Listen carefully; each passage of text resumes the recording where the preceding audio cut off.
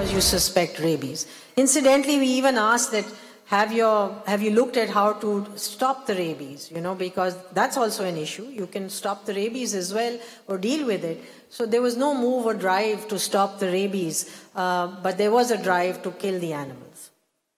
Anyway, that initiated a conversation of having a policy on dog culling. It initiated a conversation to create some sort of a control on how societies, just regular housing societies, their guards go around killing the dogs. And for me, the problem was that you're pulling out guns and killing animals in broad daylight on the road where there's public and their children. Everybody's seeing that. So it's very, it's not a nice sight for children to see or for people to see.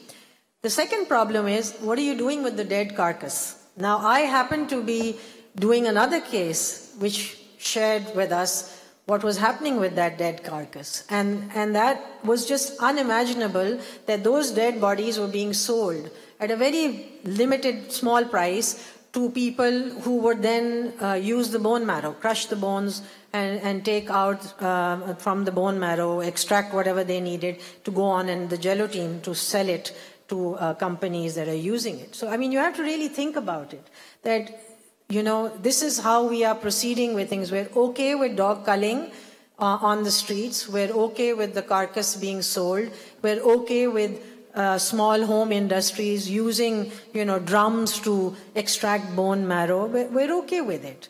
And when I say we're okay with it, I mean, do we all think about it? Do we stop for a minute to think this is not the way things are supposed to be done? There's always a better way to do it. One, there's always a way to think about how to deal with the issue moving forward. There are countries to draw examples from, Turkey, Nepal. I mean, just see the way they deal with their stray animals. Stray animals, of course, have become, the talk of the day now. There's so much work being done there, and it's good to see the initiatives that people have taken. But again, I say collective, we have to have a collective wisdom that comes out of this conference that puts words into action on moving forward, how to enforce a minimum welfare standard, how to enforce the 5 freedoms, bring it into our legislation, bring it into the policies.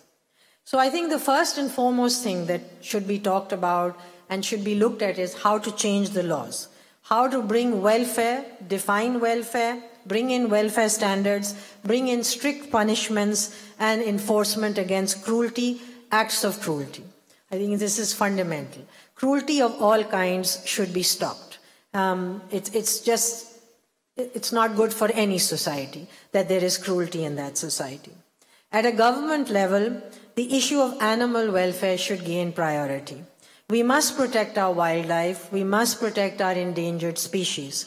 At a local government level, they must consider building shelters and strict enforcement against cruelty, rescue animals, dog culling, but more importantly, how to change the mindset, how to create awareness within the public that this is not something we can just ignore because they're just animals. They're not just animals, they're living beings. So you need legislation. You need policy at every level. You need policy at every level, particularly where there is no legislation. Sometimes a way forward through policy is effective because it gives guidelines on what to do and how to go about it. What you need after that is the most important thing. You need monitoring and enforcement. You need data. Before coming to this conference, I was looking for data. I was looking to see what is the state of our animals in Pakistan. Do I have data? And there was none. I could find how many cases of rabies there are and how many cases of rabies have been cured and how many dogs we've killed. But there was no data telling me what the overall position of the animal. Subscribe करें और bell दबाएं ताकि कोई खबर रह न जाए।